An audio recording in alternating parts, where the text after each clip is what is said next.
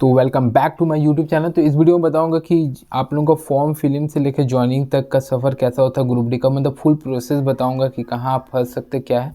मेरे साथ जो हुआ था मैं वो बताऊंगा। आज 3 साल लगभग कंप्लीट हो गया है, ठीक है। प्लस में ही है जो ग्रुप डी में एज ए ग्रुप डी आखिर बढ़ नहीं पाया। डिपार्टमेंटल एग्जाम में भी टाइपिंग में बाहर हो गए थे, रिजल्ट होने का बावजूद भी टाइपिंग में बाहर हो गए, तो वो छोड़िए, वो सब होता है। तो अब रही 3 साल मैंने ग्रुप डी को, तो फुल प्रोसेस बताऊंगा कैसा कैसा होता है, स्टार्टिंग से ज्वाइनिंग से आपका फॉर्म फिलिंग से लेके ज्वाइनिंग तक का सफ़र कैसा होता है। तो मुझे याद है कि मेरे लगभग 1 साल में मुझे फॉर्म फिल से लेकर ज्वाइनिंग में कंप्लीट मतलब लग गया था 1 साल, और वो सबसे फास्ट प्रोसेस था रेलवे के हिसाब से, ठीक है ना। इतना जल्दी रेलवे लेता नहीं, ठीक है। अभी वाला आप देख लीजिए, 19 में नोटिफिकेशन आया था, 19 में ही आया था, हाँ 19 में नोटिफिकेशन आया था। अभी इसका एग्ज़ाम कंडक्ट हुआ 22 में, आप लगभग देख सकते हैं। उस समय जो थोड़ा फास्ट प्रोसेस था, 18 में हमने सब कुछ किया।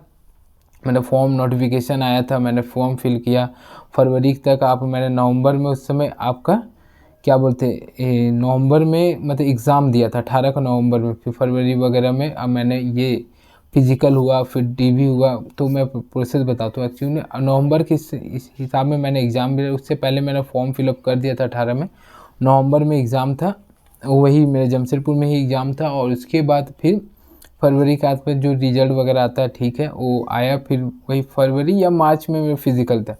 फिज़िकल के मैंने खड़गपुर में था, खड़गपुर में शेरशाह स्टेडियम करके कुछ था, तो वहाँ पे रनिंग हुआ। तो जब रनिंग में पहुँचे थे ना, तो एक मतलब वहाँ जब बंदा आप पहुँचोगे ना रनिंग फिज़िकल में थे में, उस समय अलग आपको डर लगेगा। डर लगेगा मीन्स आप सिंपल से हो, मतलब सिंपल मैंने आपने केवल ग्राउंड में दौड़ा तैयारी किया फिज़िकल का, आप चल गया। आपको ये नहीं पता कि वहाँ पे क्या करना है ना। तो प्लस अब ऐसा ऐसा लड़का ना, वहाँ पे आप देखोगे तो कोई पैर में ये मार रहा है, क्या क्या कर रहा है, चना खा रहा है वगैरह, ये आयोडेक्स क्या क्या, हम तो भूल भी जा रहे थे क्या क्या स्प्रे, पूरा स्मेल कर दिया था लाइन को। वो सब इतना तैयारी जब कर रहे थे तो मुझे डर लग रहा था, साले ये लोग इतना तैयारी कर रहे हो और हम शांति से लाइन में खड़े हैं। तो वही हुआ, शांति से लाइन में खड़े, मेरे पास कुछ था नहीं, मेरा फर्स्ट टाइम था। तो मेरा मकसद क्या, दौड़ना था। अब वो खाओ कुछ या लगाओ कुछ, वो कुछ नहीं, एनर्जी तेरे अंदर से ही आना चाहिए था दौड़ने के लिए। मुझे पता था 4 मिनट दौड़ जाएंगे ना, 4 मिनट 15 सेकंड तो छोड़ दीजिए, 4 मिनट से दौड़ जाएंगे तो हो जाने वाला है। तो अंदर घुसे स्टेडियम पे, अंदर घुसाया, एडमिट कार्ड फिजिकल वाला लेके सबसे पहले अंदर घुसाया। और उसके बाद हम लोग को जो बायोमेट्रिक होता है वो हुआ। उसके बाद सबसे पहले बोरी वाला दिया गया, बोरी को मैंने उठाया। अब बोरी को 2 मिनट में 100 मीटर चलना था, आराम से कैरी करना। आलू वाला जूट का बोरी होता है, ईजी कैरी हो जाता हो, उसको कैरी करना। और 2 मिनट में मतलब धीरे धीरे भी चलोगे नॉर्मल स्पीड से, वो हो जाएगा। दौड़ोगे तो गिर जाएगा, डिस्क्वालीफाई हो जाएगा, ठीक है। आपको ऐसे नहीं करना है, आराम से चलना बोरी लेकर। उसके बाद आपके पैर में ना एक डिजिटल वॉच टाइप में बांध देता है, ताकि उसके बाद रनिंग चालू होगा ना फिजिकल के बाद। अब डिजिटल वॉच आपको बांध देता है सॉरी। उसके बाद आपको राउंड होता है 250 मीटर का, 4 राउंड था मेरे हिसाब से। और 4 राउंड हिसाब से नहीं, एक्चुअली में था ही वैसे 4 राउंड था। तो वही था, पैर में डिजिटल वॉच डाल दिया, एक पट्टी जैसा ब्लैक कलर का बिछा दिया था। अगर उसमें पैर रखोगे तो काउंट चालू हो जाएगा टाइमिंग का। तो हम लोग वही करता, और हर राउंड में उसमें पैर रखना कंपलसरी था, ठीक है। और राउंड आपको खुद ही काउंट करना था, बोल दिया था 4 राउंड मारना है। तो 250 मीटर का 4 राउंड मारना था। तो बांधा गया पैर में मेरा, उसमें वॉच में नंबर था, वो नंबर नोट वगैरह किया गया। उसके बाद स्टार्ट किया गया और 20-20 लड़का करके छोड़ा गया। 20 लड़का पैर में पट्टी बांधता और दौड़ने लग जाता। फिर एक आधा वो दौड़ता, उसके बाद फिर पीछे से 20 राउंड आपको खुद काउंट करना है, काउंट भूलना मत। मुझे डाउट होने लगा था लास्ट टाइम, तो बार बार मतलब 4 राउंड हो गया, फिर भी डाउट था कि हुआ कि नहीं हुआ, ये डाउट था। उसके बाद मेरा वॉच ले लिया गया और फिर जाके अब बाहर निकाल दिया गया। फिर बोला गया आधा 1 घंटा रुको, 1 घंटा ढाई रुकने बोला था। उसके बाद वो वॉच में टाइम काउंट हो जाता है। तो टाइम काउंट होने के बाद फिर रिजल्ट बाहर निकाला गया। और जब रिजल्ट डाला गया ना, उसमें नोटिस बोर्ड टाइम में था, रिजल्ट डाला तो सब लड़का भीड़ हो गया था, तो मैंने नहीं देखा उसके बाद। तो उसके बाद डिस्क्वालीफाई वाला नोटिस निकाला, मतलब उस समय पेपर निकाला, रिजल्ट निकाला, डिस्क्वालीफाई जो हुआ।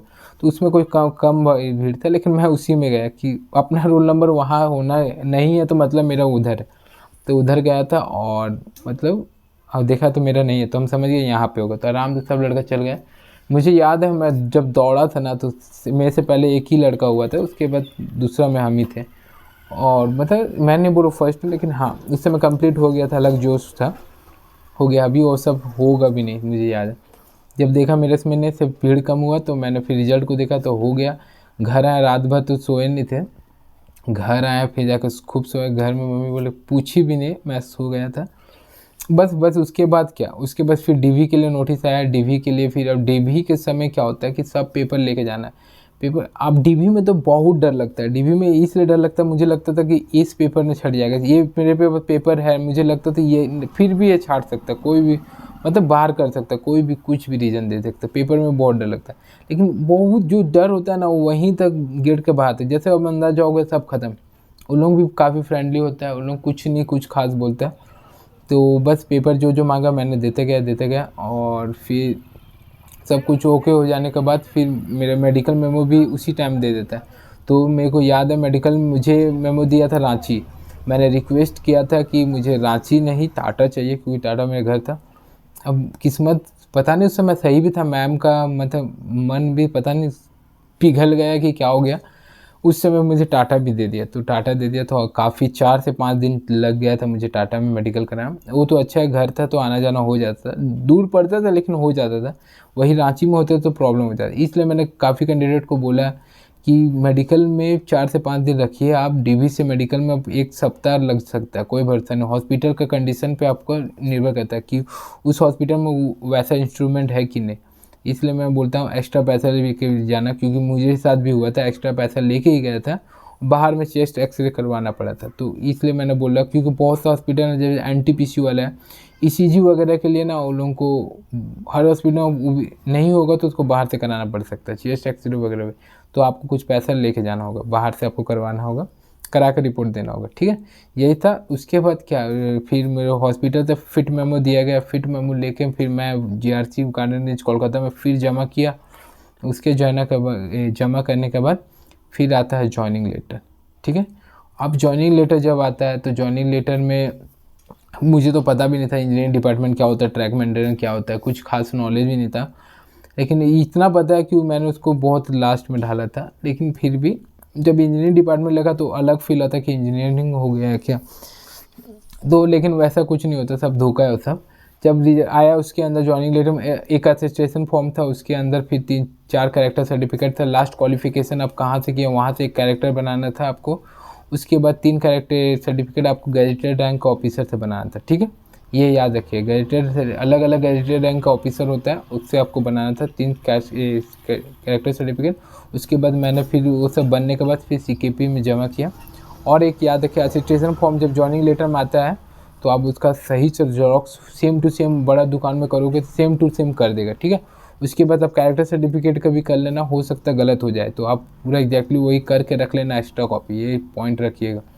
उसके बाद मैं फिर कोई सीकेपी डिवीज़न अभी भी मेरा वही है, तो वहाँ पे मैंने उस जमा किया। फिर हम लोग को फिर से बुलाया गया, फिर से दोबारा सीकेपी में भी एक बार डिव्यू हुआ था, मतलब पेपर चेक हुआ था वहाँ चेक। उस समय बैंक वगैरह बहुत आता है, याद रखिए उस समय आएगा आपका बैंक, जब आपको फिर से सीकेपी में बुलाएगा। अब उससे बैंक का कनेक्ट कैसे हो जाता है पता नहीं, बैंक को इन्फॉर्मेशन कैसे, वहाँ एसबीआई आएगा, कैनरा आएगा, एक्सिस आएगा, जो बैंक आपको यहाँ रिजेक्ट कर दिया था ना वहाँ सर बोल के आपको खुलवाएगा, टेंशन मत लेना।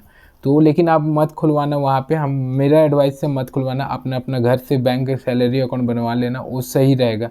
क्योंकि क्या होता है कि आपको कुछ करेक्शन भी करना हो तो आप उस जगह पे जाना मुश्किल पड़ेगा, ठीक है। आपको इसलिए घर में जाओगे तो घर वाले से सही रहेगा, सैलरी अकाउंट खोलो, वहाँ बोला जाएगा कि आपको खुलाना होगा लेकिन आप मत खुलवाइएगा। कुछ नहीं, अपना एक चेक ले जाना, चेक कैंसिल चेक करके देना है, आप अपना कैंसिल चेक दोगे तो वो हो जाएगा, ठीक है। तो ये सब था। उसके बाद फिर कुछ दिन के बाद बुलाया गया और यूनिट वाला कि आपको कहाँ पोस्टिंग दिया गया वो दिया गया। फिर उसको लिए आज चल दिए, फिर झोला लेके, हम तो फकीर आदमी चल दिए। तो बस आज मैं यहाँ हूँ, यही था छोटा सा कहानी। और ये बताइएगा वीडियो कैसा लगा और चैनल को सब्सक्राइब कीजिए, कोई भी डाउट हो तो कमेंट कीजिएगा। धन्यवाद।